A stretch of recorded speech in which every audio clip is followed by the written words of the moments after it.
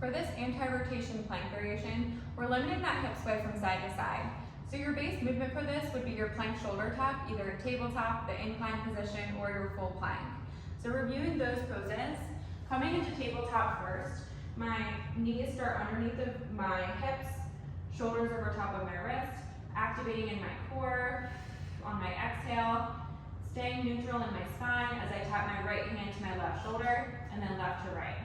Moving that to the incline plank, the hips come a little bit more forward, not too far forward that I'm in anti-extension. I'm staying in that neutral position, right to left.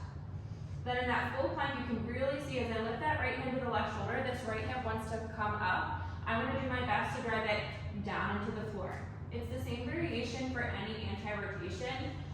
With this plank pull through, I'll demo first in tabletop, and then we'll go from there. I want you to choose what variation gives you the best quality today. That's going to change from day to day depending on the soreness of your muscles, how strong you're feeling, overall fatigue, remembering that progress isn't linear, and it's best to just work for your body for where it's at.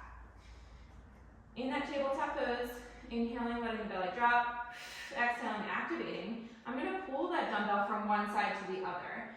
So the dumbbell is going to start behind the left wrist. I'm going to grab it with the right hand, take an inhale, exhale, drag it to the right side of my mat, plant my right hand down, take an inhale now with the left hand, exhale, pulling it to the left side. So it stops and starts on alternating sides. Then I can choose which variation is feeling best for me, activating in my lats that whole time, bringing it to that more incline position. The weight just gives it an extra challenge, and I'm still making sure that my shoulders stay over top of my wrist.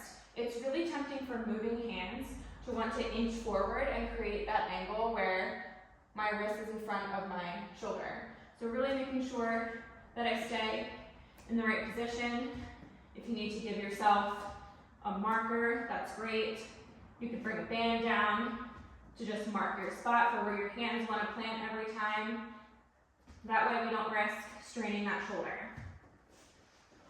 Remember, for anything in plank, you can also support yourself with hands on top of the blocks to bring the floor up to you and allow that space to pull something through as you increase that challenge for yourself.